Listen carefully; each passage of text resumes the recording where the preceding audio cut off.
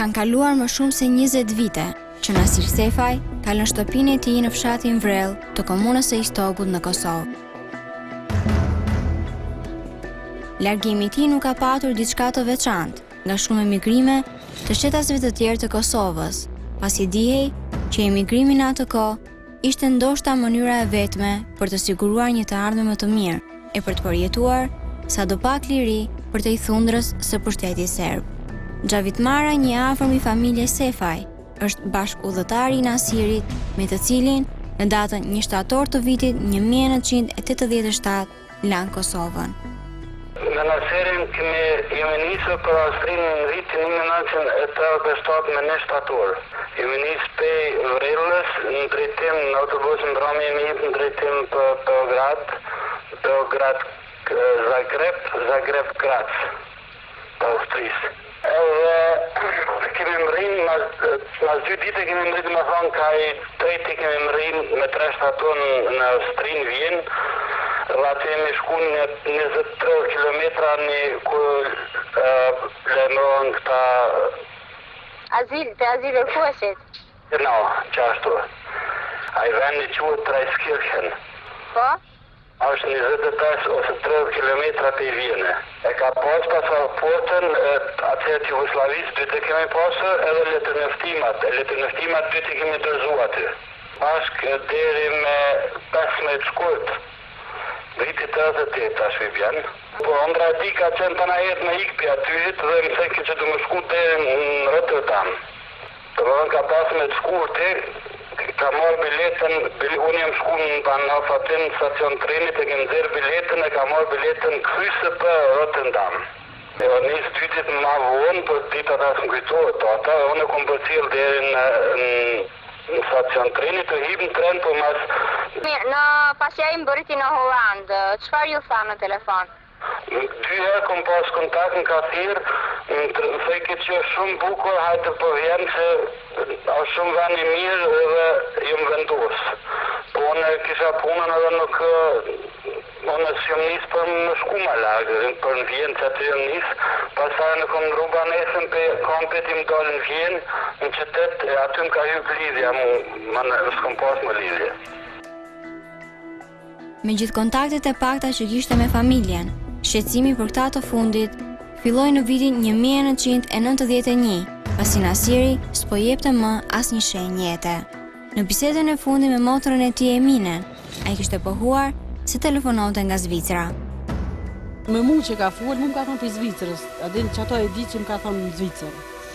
Mbas pak kohësh ka shkëputje e telefonatave, në pej bëri një pako me 2 fotografi të Nasirit, një për motrën e tij Eminen dhe tjetra për vëllain Fazllin. Në adresën e shënuar në zarf nuk ishte shkrimi i Nasirit, ndryshe nga brëndësia e tij, ku mbas fotografive, me dorën e tij ai kishte shkruar një përshëndetje për familjen, duke interesuar njëkohësisht për ta. Kjo pako vinte nga Barcelona e Spanjës. Kryetarësisht Fazlliu mëson se një person me emrin Rushid Berisha e kishte takuar vëllain e tij po në Barcelonë. Kom kontaktu me ta unë, me këtë Rushutin, por çdo dhona nuk më jep. Ka thonë që kem shku bashkë në Barcelonë. Aty më da prej tina, unë po du më shku për Kosovë, dash marrë ti për Kosovë, du më këthy edhe unë, dash marrë ti në Kosovë, unë po shkoj në Kosovë. Nëse s'do në marrë ti në Shkova, a i ka dhënë për Kosovë nuk du, nëse do në më nalë Gjermani, këthejmë bashkë, nëse s'do në përri që tu. Edhe si mas fjallë tina, a e kalon në Barcelonë. Gjatë publikimit të historisë së Nasir Sefaj në emisionin e datës 20 qershor 2012, u bë e mundur dhe një lidhje telefonike me zotin Rushid Berisha, i cili sipas familjes është personi i fundit që e ka takuar. Unë kom taku në Gjermani kom taku. Po? Kavët e tetën, dhe me thonë Gjermani, se në të shtatë që qenë në Austrisë në Hollandë. Kjo Hollandës tanë në kanë kruën në Gjermani, në të dy të dërë kësirët. Po? Po? E aty në taku në bashkë me Nasirin. Po? Aty o të lanu si Nasir me Naim Mërgaj o të lanu. Kem det Gjermani aty dhe me thonë në Freiburg që në kanë të nëzëru, Po? Të të kem tjere për vendi, Po? të jetë fest, të më të ndesh një vjetë në shka, të më të një nashtu të Spanje. Në Spanje, të ndesh një 4 mëj Madrid, Bas Madridit, jë marrë Barcelona. Që dhe ke më shku për janë Italia, janë Amerikë dhe ke më shku. Ky i fundit pohon me Nasirin është ndarë në Barcelonë në vitin 1989, kur ai largua drejt Kosovës dhe prej asaj periudhe nuk ka dëgjuar asnjë lajm për të. Gjatë zhvillimit të emisionit u hapën pista të reja për lëvizjet që mund të kishte bërë Nasiri gjatë këtyre viteve. Një person ka deklaruar se në vitin 1998 ka takuar një djalë shumë të ngjashëm me Nasir Sefaj në qytetin e Durrësit. Në avion? Po? Ma fuggire in Italia, cioè non è che arriva, ma non c'è una targhetta della Virginia che ci vede, non c'è. Io, da c'è diritto te, non sa per te, sa buon. Sa diritto te, sa buon. Non fa zain, non listen. Sa per bus, e non listen, in telefono. Allora, come sono po scopo per Kosovo, ma scopo per Kosovo, per scopo per Kosovo, ma stesso non tutto fa. Unë të nërsh, në të mu po shëram sot dhe në tja. E që në tja, në dhe shkupe që që së dhe dhe. A ju është prezentuar me emrin e ti, ose çfarë emri? Në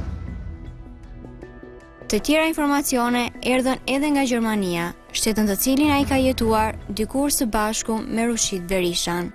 Rreth 25 kilometra në jullindje të Frankfurtit, gjendet qyteti Babenhausen, vend në të cilin ata kanë qëndruar dikur, por që edhe në ditët e sotme, thuhet se Nasiri jeton akoma. Teleshikues të emisionit kanë pohuar se një person shumë i ngjashëm me të jeton me familjen në këtë qytet, por që pak veta mund të jenë në dijeni të identitetit të tij të vërtet. Është një zonjë nga Gjermania, e cila thekson se njeh një person me këtë emër. Më saktë bashorti i saj e njeh personalisht dhe e kanë parë ndër vite. Në Gjermani jeton në Frankfurt, konkretisht në zonën Babenhausen. Ishte ndoshta rreth 30 minuta në periferi të Frankfurtit. Dihet se është nga Istogu, sepse zonja deklaronte se përpara disa ditësh bashorti më tha, shiko sa që nga plakur Nasiri. Spanjë, Gjermani, por edhe Zvicër thuhet se kanë qenë stacionet e vendqëndrimit të përkohshëm të Nasirit këto 20 vite të fundit. Thuhet të përkohshme sepse ajo që e mirëpret më së shumti është Kosova, vendlindja e tij. Aty ku gjenden të gjithë të dashurit e zemrës, që nëse është gjallë, Nasiri s'duhet i harrojë kurse si.